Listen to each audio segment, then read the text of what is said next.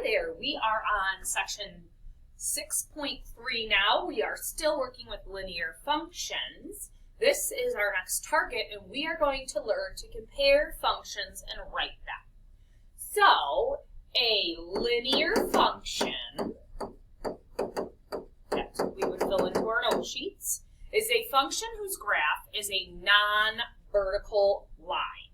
So non-vertical just means it can't go straight up and down because it's not a function. It would be linear, but it's not a function then.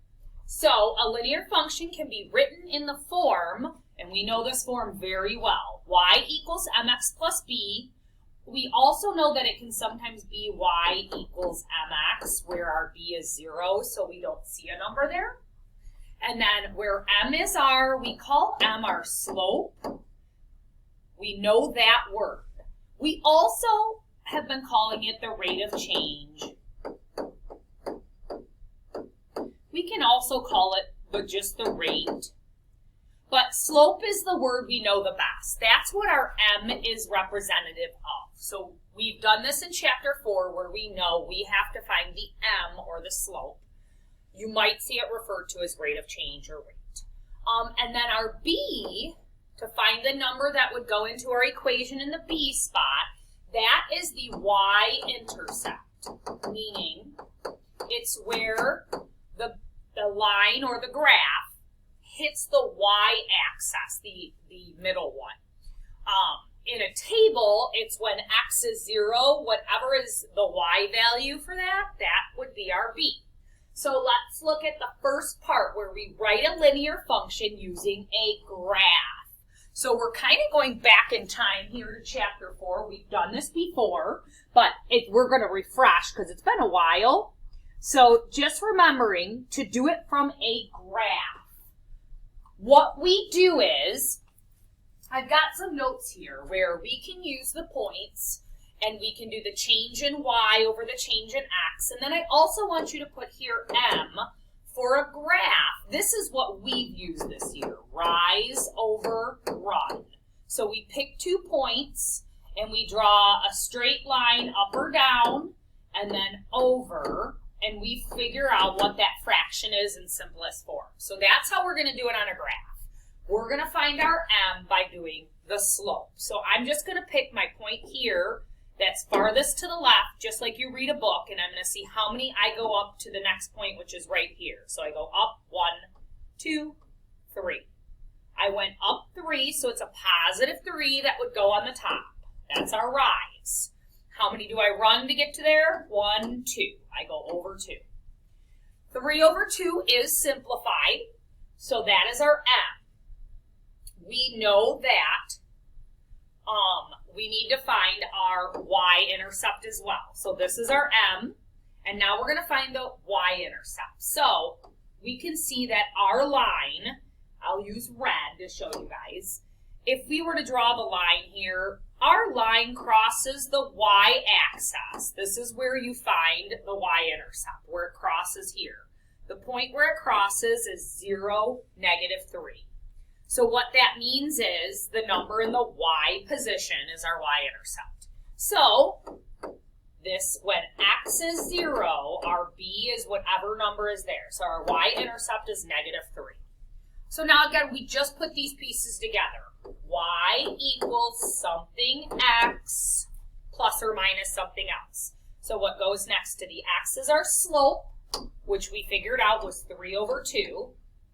And then what goes after the x would be a plus or a minus depending on if it hits at a positive number or a negative number. It hits at -3, so we're going to write -3. That is how you write an equation or function from a graph.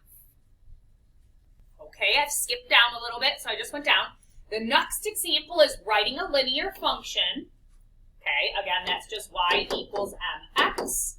Or y equals mx plus b, where we have a number, from a table. And you could see the table either way. I'm going to write the table both ways so you can see we can write tables both ways. My x would be -3, -2, -1, and 0. And this would be 9, 7, 5, and 3. So you might see tables both ways. is. This example has one that it's actually a horizontal table, meaning it's lying on its side. What we do again, we find our slope, it says by using 2 points on the table. What we're going to actually do is we are going to cross that out because I'm going to teach you another way. We're actually going to find our slope by using change in y over the change in x. That means, that triangle means change. And this is a lot easier than plugging in ordered pairs. We've already did in chapter 5 and chapter 4, I showed you to do it the old way, so I'm going to teach you a new, easier way. This is how we find our m. So I'm going to show you that. So what I do, what that means is the change in y. So I'm going to rewrite that over here. How do I find my change in y over my change in my x? So I just go over to my table and I see what is this being added or subtracted by each time. What is being added or subtracted by each time? The only tricky part is you have to do the y first and put that on the top. So let's do that here, and it would be the same thing here. Your change in y over your change in x. So I'm going to look at it at the graph that gave you here. So it looks like from 9 to 7, if you subtract them, it goes down 2, again it goes down 2, it goes down 2. So my change in y is, it goes down 2. That's what I write for the change in y. To find my change in x, I look at the top. What's happening each time? We are adding a positive 1. Again, we add 1. Negative 1 plus 1 is 0. So every time we're adding 1. So the change in x is positive 1. It goes up 1 every time. That's why it's positive. So then we just simplify it. This is how we find our m, or our slope, or rate of change. So negative 2 over 1 is just negative 2. This is our m value. I just used the table and I took what is the y changing by each time, and I put that over what the x is changing by, and I simplify. And then the next one, we are looking for, to find our y-intercept. Remember, that's our b. We look in the table where x is 0, and I want to highlight this actually, where x is 0,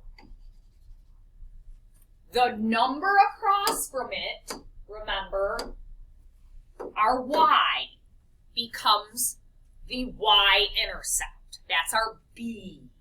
So if x is 0, so it goes x is 0, then our y equals whatever the b is supposed to be. So x is 0, and across from it is a positive 3.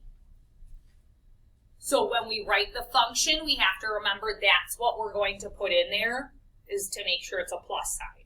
So we found our slope, y equals m, which was negative 2. We figured that out. The x is always given, and then it's a positive 3, so I write plus 3. That's how I write it from a table. Okay? So I showed you an example of both ways you're going to see it. Okay? So this is on the back of your page. And this is just the on your own. So I want you to try it now. We're just writing equations. When we use a graph, remember, we are doing the slope, or our m, is rise over run. For a graph, we find our b, we look at this y-axis.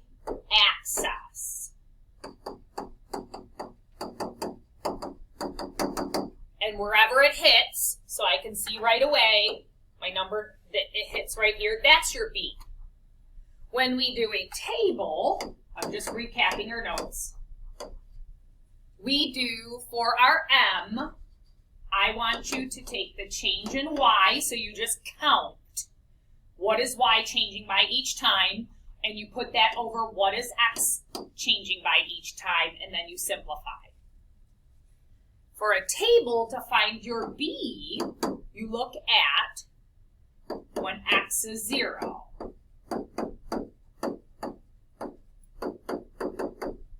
Whatever the y value is going to be your b. So I can see right away in this example, if my x is 0, this automatically has to be the b. So I want you to try these on your own. Pause the video, and then you're going to check them. Okay, so here are your answers, your final answers. You can go ahead and pause this and look at your work to make sure. Here's how I found my m. I did rise over run, and my b. So y equals negative 1/2 x minus 1. And then for the next one, y equals negative 1x plus 2. Number 3, again, I showed the rise over the run, how I found the b, so it's y equals negative 2x plus 6. And then the last one was a little bit tricky because there was no 0 in the graph here. So we had to actually go backwards and find the 0. So this was going up by 2 each time. So it goes backwards, and then we find here our value.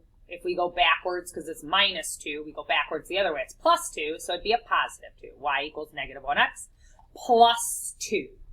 So now what you are going to do, you're going to go onto Google Classroom, and there's actually an online assignment posted. It is a quizzes, and you are going to do the questions. You may do it as many times as you like to get a higher grade. You have lots of time on that question. On each question, use these notes to help you.